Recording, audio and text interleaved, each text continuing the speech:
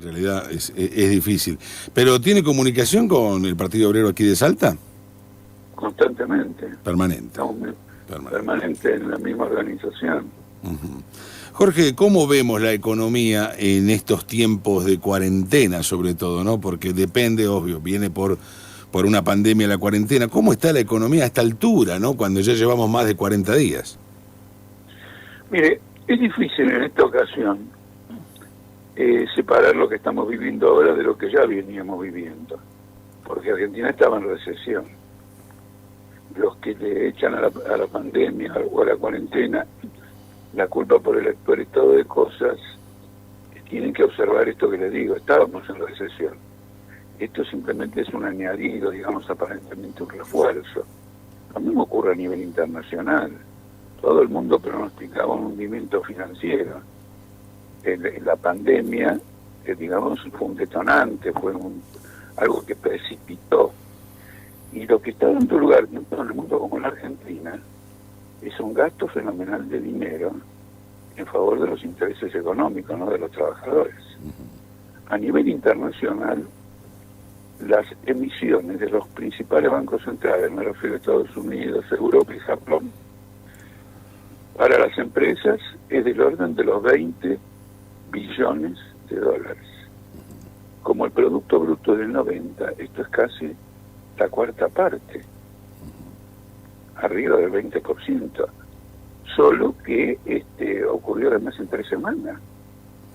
Y ayer en el diario Clarín sale un artículo extremadamente importante, que no he visto que lo hayan recogido, mostrando que los subsidios a las empresas en Argentina triplican y cuatriplican cualquier otro subsidio que esté dando el gobierno.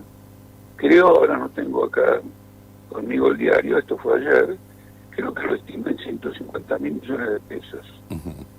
En una notita, en un costado, surge algo muy relevante. El Banco Central está tomando medidas para evitar que el dinero del subsidio a las empresas con motivo de la pandemia vaya a la compra de dólares. Entonces usted se da cuenta que estamos ante una situación gravísima. Un gobierno que subsidia a las empresas, que en lugar de, no sé, utilizar ese dinero para pagarle a un acreedor, a un proveedor que no lo hubieran pagado, o lo que fuere, lo utilizan incluso para especular. Con lo cual, en definitiva, esto ya está tomando la forma de un gran negociado. Uh-huh. Si usted quiere, le agrego algo más. Los bancos no prestaban, como el gobierno pedía, a distintas empresas que se lo reclamaban. Entonces, en lugar de tomar medidas drásticas con los bancos, que después le puedo decir qué pienso al respecto, el Banco Central les da un bono a un interés, a 24, a 30% de interés. Los bancos le prestan al gobierno y el gobierno es la que da estos subsidios. Es decir, que estos subsidios están costando un préstamo de los bancos al gobierno del orden del 30%. Si esto no es un negociado, no sé lo que es un negociado. ¿Y por qué aumenta el dólar entonces, Altamira? Por el hecho que si uno dice, bueno, la recomendación es comprar dólares, ahora pregunto, ¿por qué aumenta? Porque siempre estamos entre la puja de que el chiquito no puede mover el amperímetro y sí el grande. Antes eran los mercados, antes eran los buitres, ¿son los mismos? No, en general son los mismos porque los protagonistas no cambian. Pero permítame señalar lo siguiente, lo que yo le dije es una demostración. El gobierno emite dinero o toma préstamos de los bancos al 30% de interés se lo da a las empresas, que las empresas van a los dólares. Ese es un punto. El otro punto es que hay una fuga tremenda de capitales en todo el mundo, de los países que se llaman emergentes o más débiles a los más fuertes. Como consecuencia de eso, la moneda de los países emergentes se está devaluando, y mucho. Por ejemplo, en 2 meses el real era así, $1 costaba 3.80 reales, ahora está a 5.40 en 5 semanas. Uh-huh. Es una devaluación fenomenal. Todo eso ejerce presión sobre la moneda argentina. Y además, como hay un contexto de incertidumbre, fundamentalmente por el tema que creo que tenemos que a lo mejor que puede interesar hablar a usted, el tema de la deuda externa. Claro, porque pero hay dos cosas, Jorge. Primero estamos renegociando bonos que tienen que ver con préstamos de deuda, pero por otro lado está el Fondo Monetario Internacional. Son dos cosas distintas. Relativamente, el Fondo Monetario Internacional tiene créditos que quiere cobrar, tiene créditos que le dio la Argentina, que los quiere cobrar. Para cobrarlo necesita de alguna manera que no se le pague la totalidad a los bonistas privados. No solo en Argentina, también lo hizo en Grecia, ejerce cierta presión para que haya una especie de descuento o rebaja de lo que es la deuda. El tema consiste en que los bonos de los bonistas, como el FMI, lo que tienen en común es que quieren un plan económico de ajuste. Porque ellos dicen lo siguiente: bueno, vamos a suponer que te doy un descuento. Y vamos a decir que con esto vamos a poder pagar. ¿Qué garantías tengo si yo no veo que vos tengas un superávit fiscal? Tenés un superávit comercial, es decir, que exportás más de lo que importás, pero por malas razones. No es que estés exportando mucho, sino que debido a la recesión estás importando nada. Ahora, ¿por qué ese análisis no lo hacen al momento de prestar y no de cobrar? Porque los intereses económicos no operan de esa manera. Se abalanzan. Le voy a mostrar un ejemplo concreto. Esto lo leí en el día de ayer. La Reserva Federal de Estados Unidos está comprando bonos de empresas en default. Entonces usted, con toda la razón con la que me hace esta pregunta, le podría decir a la Reserva Federal: pero vos cómo crees que te van a devolver esta guita si le estás prestando a empresas en default? Bueno, yo le diría a usted que en este caso es un ejercicio buitre lo que hacen, ¿no? No, lo que pasa es que en el afán, es decir, bajo la presión del propio capital, que dice no me vas a dejar caer, en medio de todo esto, actúa de esta manera. Le voy a dar un dato que en distintas entrevistas no tuve oportunidad de dar, y no sé si los oyentes lo van a valorar tanto como lo valoro yo.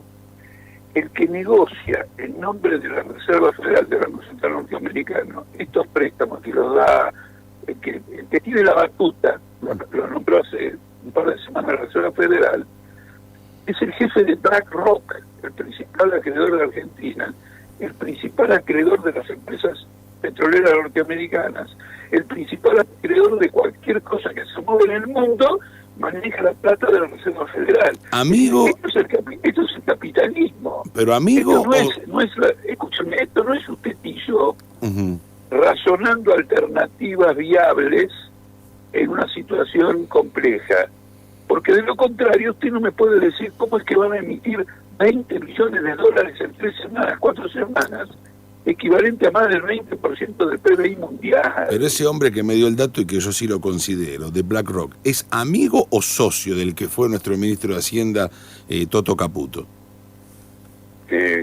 No solo socio, carne y uña. Carne y uña. O sea que hay un argentino... El vicepresidente, no de BlackRock, el vicepresidente del Banco Central, Gustavo Cañonero, cuando Toto Caputo estaba ahí, era un hombre del fondo Templeton, que es el segundo de BlackRock.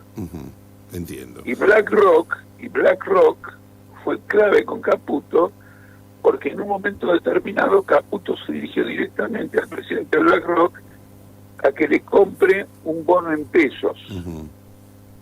Como ese bono terminó mal y BlackRock perdió, ahora quiere recuperar no solo los otros bonos que tiene, sino que quiere recuperar esta pérdida.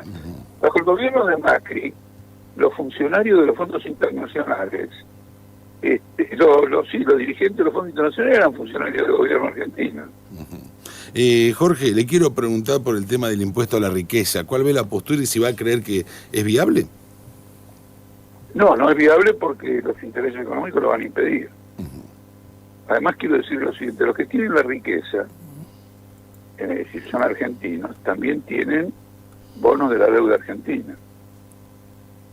Entonces acá el gobierno tiene un conflicto.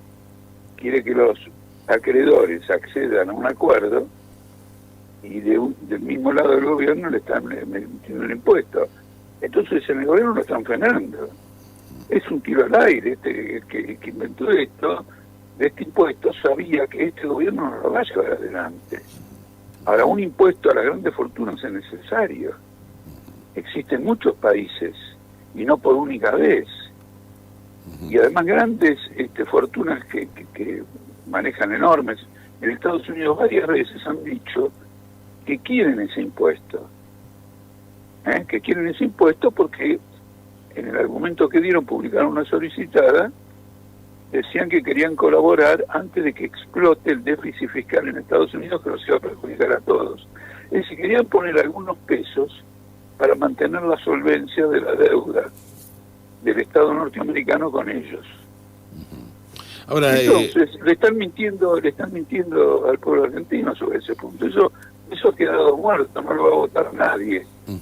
No les interesa, porque los mismos que están dando estos subsidios enormes, ¿cómo explican que del otro lado quieren un impuesto? Es una contradicción. Es demagogia barata que ya hemos visto durante muchos años. Por último, le pregunto, Altamira, a la vista de lo que pasa con la gente, con el laburante, con el obrero, con que no está cobrando, mucha gente cae en la informalidad en Salta, como ocurre en otros lugares también de la República Argentina, que no generan un centavo, pero también aquellos que quieren más la economía y que salga y que se flexibilice y que empiecen a abrirse los comercios, son empleadores que le están depositando el 50%, digo, se contradicen. Quiere que la gente consuma, pero yo te pago la mitad. No, en ese artículo que yo le dije de Clarín, la cosa es muy grave porque no solo le paga la mitad, sino que lo eximió del pago de aportes jubilatorios. Ajá. Con lo cual, si usted hace la cuenta... De financiar al ANSES. Totalmente, pero quiero decir, si usted hace la cuenta de la empresa, entre que los salarios el 50% los paga el gobierno, y tiene este descuento jubilatorio y otras cosas que le puedo indicar, él termina no en rojo sino en negro. Claro. Es decir, que es un caso único de un país en crisis en que las empresas que tienen que pagar salario, etcétera, etcétera, terminan ganando dinero. No me cabe ninguna duda que algunas no. Yo estoy hablando de un modo general y no quiero que nadie se sienta aludido particular. Ahora, las grandes empresas, incuestionablemente, permítame que le haga una advertencia, porque es motivo ya de conflictos y luchas. Este mes de mayo va a ser un mes de muchas luchas, porque ocurre lo siguiente: el cuento de reabrir la economía, hay que contarlo entero. Es una reapertura gradual para mantener este 75%, es decir, el descuento sobre los salarios, mantener un conjunto de suspensiones que presionen sobre los que están trabajando, y que no se convocan las paritarias. Todos los meses con inflación el salario sufre un descuento. Claro. Entonces, cuidado con esta reapertura, que lo que busca la reapertura es consolidar medidas que se han tomado contra los trabajadores. Usted tiene una ley que prohíbe los despidos y las suspensiones, pero por un artículo de esa ley se permiten los despidos y las suspensiones. Entonces, fíjese la farsa de una ley que prohíbe despidos y suspensiones. Las habilitas le están usando a muerte. Hubo un conflicto muy importante que ganaron los trabajadores, al menos en mi opinión, en una empresa de colchones. Mire cuánto se necesita colchones hoy. En medio de la pandemia, el colchón, usted no va a tener una cama sin colchón. Claro. ¿No es cierto? Bueno, le debían salarios de varias quincenas y no se los querían pagar. Bueno, le doy un dato y ya lo saludo porque le agradezco mucho que esté conmigo. Aceiteros arregló el 25%. Esto es reciente. ¿Y firmó un convenio? Firmó el convenio el 25%. Y de ahí, bueno... ¿Pero por qué periodo? No por un año. No, por un año no. Yo lo que tengo el dato es que ayer se comunicaron, hubo una nota por el Día del Trabajador con don Hugo Moyano. Hasta ni Moyano sabía que habían arreglado Aceitero y lo elogió al arreglo del 25%. Bueno, habría que verlo bien. Lo que pasa es que el gremio de aceiteros no es la burocracia sindical. Claro. No, depende, no hay un solo sindicato de aceiteros, depende de cuál sea. Son sectores que, bueno, uno puede señalar algunas limitaciones, pero que tienen una propensión más combativa. Y lo mismo con los trabajadores de Betay. Sí, además tienen un mínimo de salario de 60.000 pesos, aceiteros, se los cuento, ¿no? O sea, claro, es un número importante. Claro, pero de todos modos usted piense que un obrero de la industria de exportación más importante de Argentina, entonces está ganando $600. Claro, sí, igual sigue siendo... Por favor. Jorge, le agradezco enormemente la posibilidad de hablar con usted de economía y un poquito de saber qué es lo que viene, que nadie lo sabe, pero son datos que vamos arrojando como para hacer una evaluación que no es muy clara, y es más, como dijo usted, ni rojo, creo que está llegando a negro. Le agradezco mucho. Bueno, que tengan un buen día. Que siga muy bien, Altamira, muy amable, muchas gracias. Jorge Altamira, dirigente del Partido Obrero, hablando con nosotros.